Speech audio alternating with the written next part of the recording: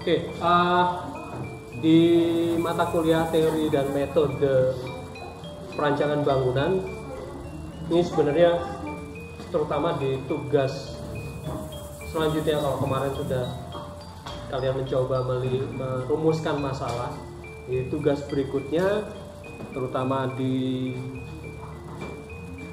tugas yang ini, tugas perbandingan ukuran tubuh dengan standar data arsitek, sebenarnya support untuk PA2 kalian supaya kalian bisa paham sebenarnya ukuran tubuh kalian itu berapa sih, dan compare dengan data arsitek itu seberapa. Jadi silahkan kalian buka yang ini karena ini penjelasannya lebih detail. Dan jujur ketika saya bongkar berkas file di tempat saya, justru materi yang ini saya nggak punya PowerPoint-nya, jadi untung saya simpan di channel YouTube. Jadi kaitannya dengan antropometri dan segala macam, dengan ergonomi dan segala macam, penjelasannya di sini, sehingga saya benar-benar berharap kalian minimal nonton sampai menit ke 30. Setelah itu, karena pembahasannya adalah pembahasan review tugas dari kakak tingkat Anda yang di tahun kemarin, kaitannya dengan ukuran tubuh, pergerakan dan segala macam itu apa, lalu sedikit tentang teori apa itu yang disebut dengan Vitruvius-Man dan segala macam. Nah, saran saya setelah nonton yang ini, sambil nyantai aja, sambil tadi Pak Jeri bilang sambil ngopi segala macam, silakan melanjut yang di keempat, ada aktivitas ukuran tubuh, fasilitas dan besaran ruang. Di sini penjelasannya adalah bagaimana aktivitas itu memerlukan ruang tertentu seperti tugas tadi PA2 sirkulasi, kemudian kaitannya dengan perabot, artinya dengan fasilitasnya. Jadi ada aktivitas pergerakan perlu ukuran tertentu, kemudian ada fasilitas tertentu, dan ujungnya adalah besaran ruang. Di sini penjelasan mendetail tentang data arsitek itu bagaimana, mengapa muncul data arsitek itu siapa yang membuat dan segala macam. Ada penjelasan yang lebih detail lagi di video ini sampai pada kalau di Indonesia seperti apa, karena data arsitek kan bukan buatan orang Indonesia, meskipun judulnya data arsitek, dan itu kan hasil transkritan. Tapi dalam beberapa budaya kayak di Bali itu ada yang juga mengacu pada ukuran tubuh seseorang, dan kemudian aktivitas tersebut mempengaruhi sampai pada ujungnya bisa ruang. Silakan lihat di situ. Tapi kembali lagi ke tugas teori dan metode perancangan bangunan, kaitannya dengan tugas ketiga. Tahap pertama kalian hanya tinggal menyalin. Jadi minggu ini judulnya menyalin. Tadi gambar denah disalin ulang, kemudian di sini juga kalian akan menyalin standar ukuran tubuh manusia yang ada di data arsitek saja itu secara lengkap dan detail. Lalu salinan itu dibandingkan dengan tubuh kalian sendiri. Guyonnya tadi makanya, apakah tubuh kalian standar atau melebihi standar? Guyonnya seperti itu. Kemudian setelah dibandingkan, kalian lakukan analisa singkat deh di kertas A4 dan segala macam tentang pendapat kalian tentang perbedaan tersebut, perbedaan antara data arsitek dan tubuh kalian. Kenapa ada yang berbeda? Kemudian efeknya apa? Apakah selama ini perabot yang kalian tempati, kalian gunakan itu sesuai enggak? Karena perabot yang selama ini kalian tempati dan gunakan itu biasanya mengacu ke data arsitek. Lalu pertanyaan yang sering muncul, data arsitek yang sebelah mana yang harus disalin? Kemarin di Google Drive juga saya sudah masukkan file data arsitek lembar yang ini. Jadi tidak tahu ini halaman berapa. halaman 26 di data arsitek jilid 1. Jadi lembar ini kalian hanya tinggal mengambil sketsa aja, sketsa seperti apa, kemudian bandingkan dengan tubuh kalian, ukurannya sama. Konsekuensinya ya kalian harus cari teman untuk bantu ngukur.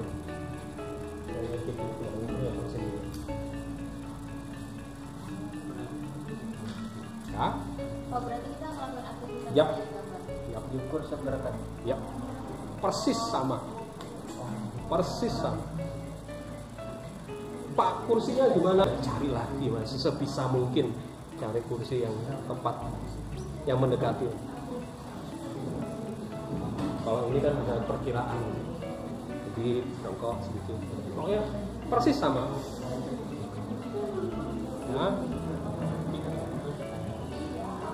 Bapak, kita yang bagian kita ini gambar juga kan? Iyalah. Jadi ini disalin persis, kemudian kalian juga melakukan persis kayak gini, tapi diukur. Kemudian kan itu ada perbedaan kan antara data yang berdasarkan data arsitek dengan ukuran kalian. Nah itu kemudian kalian silakan berkomentar atau menganalisis apa sih, apa gitu, ada perbedaan dan segala macam. Kunci jawabannya sebenarnya ada di channel tadi, yang terutama yang keempat di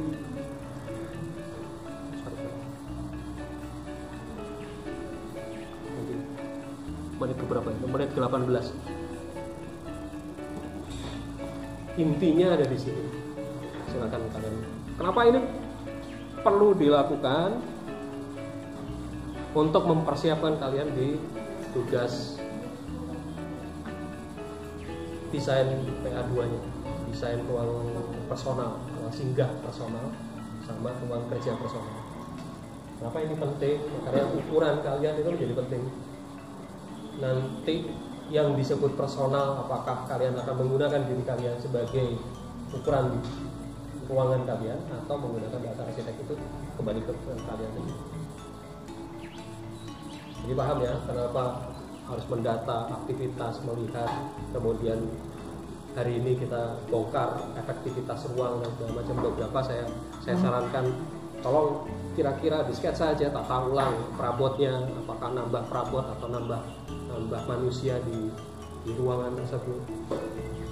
Kemudian tugasnya adalah menyalin yang ini.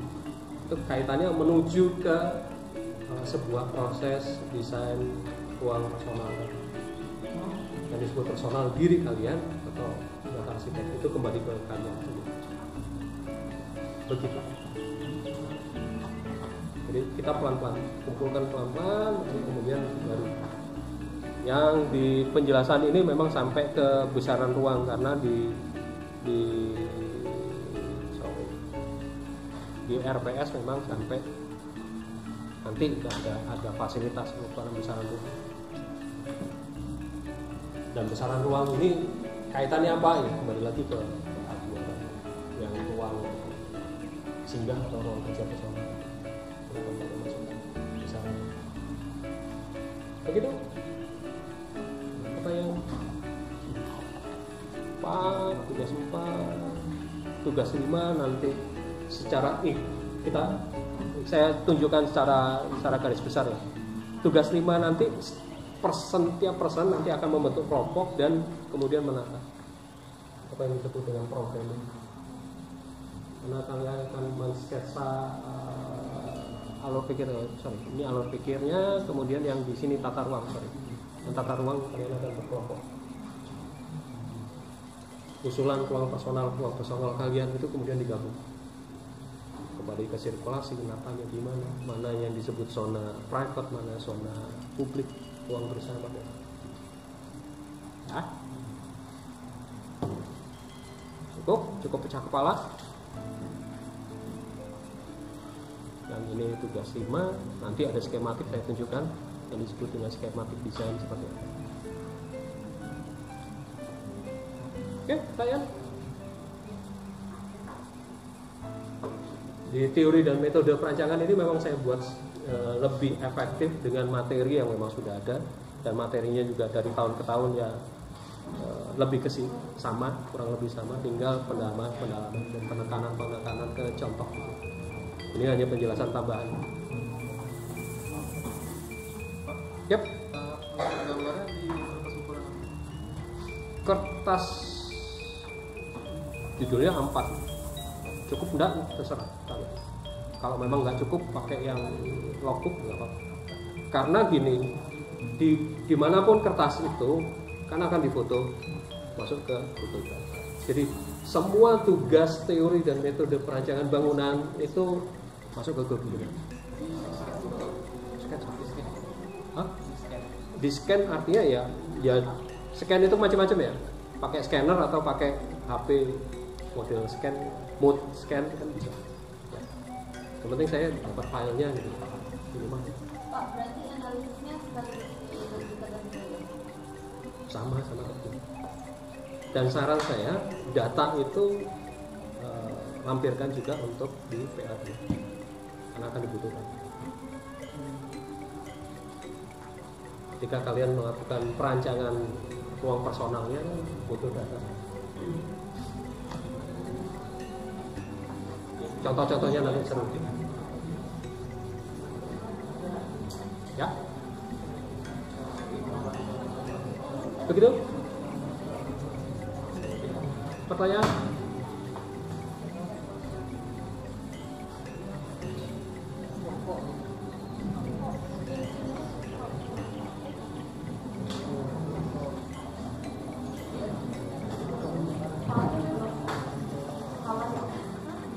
Ya kayak tadi kita bahas ya di pagi hari sama-sama ngopi beda posisi. Pak Fajri mencontohkan ngopi sambil nonton TV dan segala macam, tapi ngopi sambil bekerja ya. Saya lebih sering yang di sini daripada di sini. Masalahnya satu, nggak punya sofa. Masalahnya di situ. Saya lebih sering gini di depan laptop atau depan monitor PC. Kalau nggak ada kursi ya diperkirakan lah seperti apa posisinya sesantai atau punya, kalau nggak salah di kelompok saya ada yang punya beanbag ya, beanbagnya itu ya beanbagnya itu kan baik. Kalau untuk perabot-perabotnya itu harus ukuran yang sama atau enggak. Saya tidak memaksa kalian untuk beli kursi seadanya kursinya kalian, tapi yang penting proporsi gitu, postur perilakunya kayak gitu. Makanya saya yang ini bisa pakai beanbag cukup. Kalau yang ini tegak ini pakai tadi box atau ini kan kursi ini kan kurang lebih sama.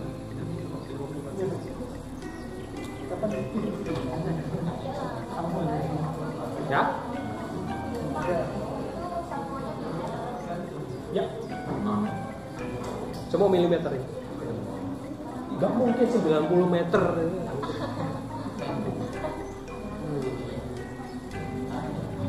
Milimeter.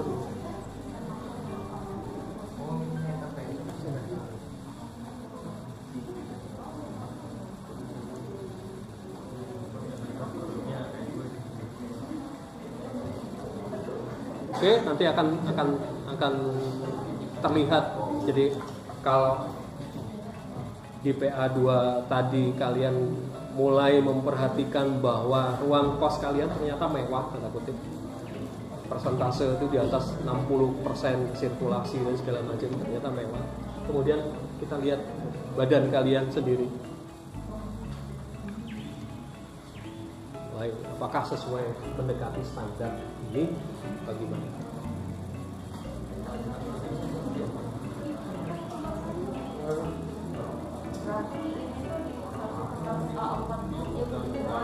Ini sendiri data, kemudian ukuran kalian sendiri bisa nggak mungkin ditumpuk jadi satu data apa.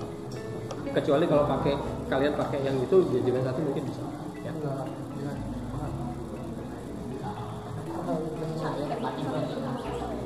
Pertanyaan? Kita main-main efektif aja. Effective action, kalau nggak ada pertanyaan ya sudah.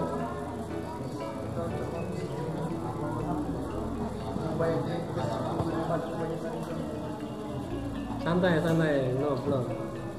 SK belum kan?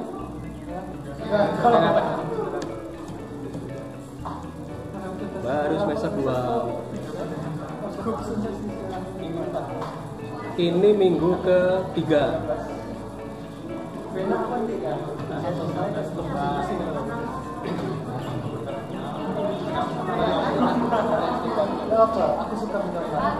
Cukup? Pertanyaan? Oke, kalau cukup ya cukup. Bubar. Bye-bye.